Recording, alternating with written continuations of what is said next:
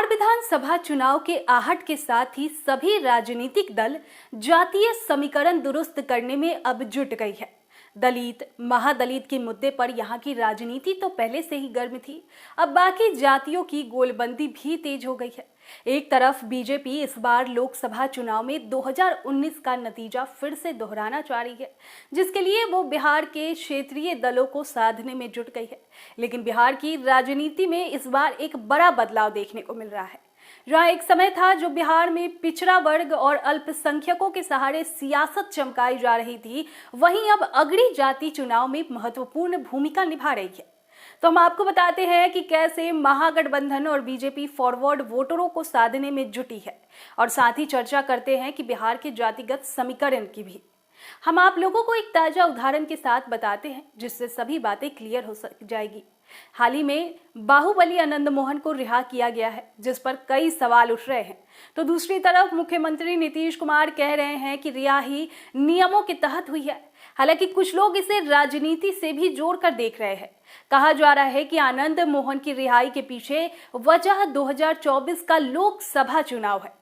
दीक्षांत एडुटेक लाया है दीक्षांत ई लर्निंग ऐप। बने दीक्षांत का चैनल पार्टनर और अर्न करें लाखों रुपए प्रति महीने। चैनल पार्टनर बनने के लिए विजिट करें www.दीक्षांत.com। बता दें कि 90 के दशक में जब लालू मंडल वोटों की सवारी कर रहे थे, तब आनंद मोहन अगड़ी जाति, विशेष रूप से राजपूतों के सबसे बड़े नेताओं के रूप में उभरे थे। कोसी बेल्ट या कहे कि शिवहर, सुपौल, सहरसा और मधेपुरा सहित कम से कम 4 निर्वाचन क्षेत्रों में आनंद मोहन और उनके परिवार का राजपूत और दूसरी सवर्ण जातियों के मतदाताओं के बीच दबदबा है। आनंद मोहन के बेटे चेतन आनंद शिवहर से आरजेडी विधायक है, वहीं उनकी पत्नी लवली आनंद भी सांसद रह चुकी है। ऐसे में कहा जा रहा है कि महागठबंधन राजपूत वोट को साधना चाह रही है, इसलिए वो आनंद मोहन को रिहा की है। तो अगर आनंद मोहन महागठबंधन के साथ में रहते हैं तो 2024 लोकसभा चुनाव में इसका असर देखने को जरूर मिल सकता है। अब जरा आपको बिहार का जातिगत समीकरण समझाते हैं। populationU.com के मुताबिक बिहार में करीब 5.7% ब्राह्मण है, 4.7% भूमिहार है, 5.2% राजपूत है, यानी कि करीब 16% सवर्ण वोट है। यादव की आबादी 14.4 है, वहीं कुर्मी 4%, कुशवाहा 8%, प्रदेश में 17% के करीब मुसलमान है, वहीं 2% कायस्थ, 6% बनिया, 3% तेली, 2% मुसहर और 4% दुसाद है। बीजेपी, जेडीयू, आरजेडी सहित अन्य पार्टियां का अपना अपना वोट बैंक है। एक तरफ सवर्ण वोटरों पर बीजेपी का दबदबा है, तो दूसरी तरफ मुस्लिम यादव वोटर आरजेडी के साथ माने जाते हैं। वहीं अति पिछड़ों के साथ साथ लव कुश समीकरण के जरिए नीतीश कुमार की राजनीति को जोड़ा जा रहा है। पासवान वोटर्स का झुकाव चिराग पासवान की ओर दिखता है। आपको बता दें कि Trivedi centre for political data द्वारा क्यूरेट किए गए आंकड़ों के अनुसार 2020 विधानसभा चुनाव में बीजेपी ने अपने सभी टिकटों का 24.5% राजपूत उम्मीदवारों को, 11.8% टिकट ब्राह्मणों को और 7.3% टिकट भूमिहारों को दिया था। वहीं जेडीयू ने ओबीसी उम्मीदवारों को 59, सवर्णों को 23, अनुसूचित जाति को 18, मुस्लिम को 11, अनुसूचित जाति के 1 सदस्य को टिकट दिया था। आरजेडी ने यादव उम्मीदवारों को 31%, मुसलमानों को 11%, बाकी 58% उच्च जातियों, गैर यादव, ओबीसी और अन्य जातियों के बीच बांट दिया था। अगड़ी जाति के सबसे ज्यादा 34 विधायक बीजेपी के टिकट पर चुने गए थे।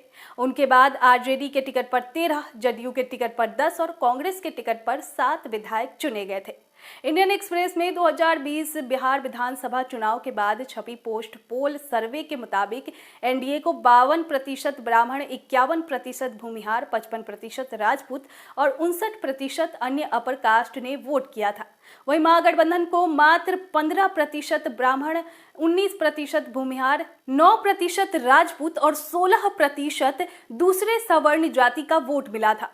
अगर यादव वोटरों की बात करें तो 83% वोट महागठबंधन के खाते में गए थे, जबकि एनडीए को मात्र 5% वोट ही मिले थे। 76% मुस्लिम वोटर्स ने महागठबंधन को वोट किया था, जबकि एनडीए को महज 5% वोट ही मिले थे। वहीं 81% कुर्मी और 51% कोयरी वोट एनडीए को मिले थे, जबकि महागठबंधन के खाते में 11% और 16% ही आए थे। वहीं 58% अन्य ओबीसी, ईबीसी वोटर वोटर्स ने एनडीए के पक्ष में मतदान किया था, जबकि 22% दुसाध पासवान वोटर्स ने एलजेपी को वोट किया था। वहीं इससे पहले आपको बता दें कि 2015 विधानसभा चुनाव में जेडीयू और आरजेडी के साथ मिलकर चुनाव लड़ा था। तब आरजेडी को 80 सीटें मिली थी, वहीं जेडीयू ने 71 सीटों पर कब्जा जमाया था। वहीं बीजेपी को मात्र 53 सीटों पर सिमट गई थी। इससे साफ है कि जेडीयू और आरजेडी के साथ आने से महागठबंधन मजबूत होती है। बीजेपी इस स्थिति को अब बदलने की कोशिश कर रही है, क्योंकि अभी महागठबंधन है, आरजेडी और जेडीयू एक साथ है और उसी के लिए उसने कुशवाहा समाज से आने वाले सम्राट चौधरी को अपना अध्यक्ष बनाया है। नीतीश कुमार की सियासत का आधार ओबीसी और अति पिछड़ी जातियों के साथ साथ महादलित वोटों को पर भी टिका है। बहरहाल बिहार में सभी पार्टियां अपनी अपनी जातिगत समीकरण को मजबूत करने में जुटी है।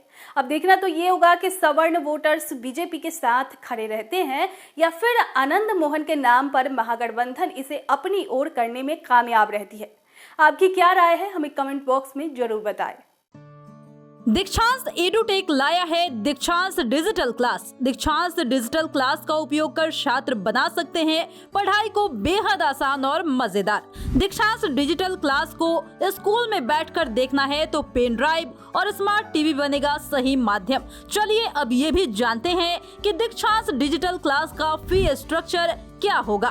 नर्सरी से लेकर यूकेजी के लिए 7,000, नर्सरी से लेकर दूसरी कक्षा के लिए 12,000, नर्सरी से लेकर 5वीं तक के लिए 18,000, नर्सरी से लेकर 8वीं तक के लिए 24,000, नर्सरी से लेकर 10वीं तक के लिए 30,000। अगर आपको डेमो करना है तो उसके लिए आप दीक्षांत डिजिटल क्लास के यूट्यूब चैनल को विजिट कर सकते हैं। हमारे यूट्यूब चैनल को सब्सक्राइब और फेसबुक पेज को लाइक करना ना भूलें। धन्यवाद।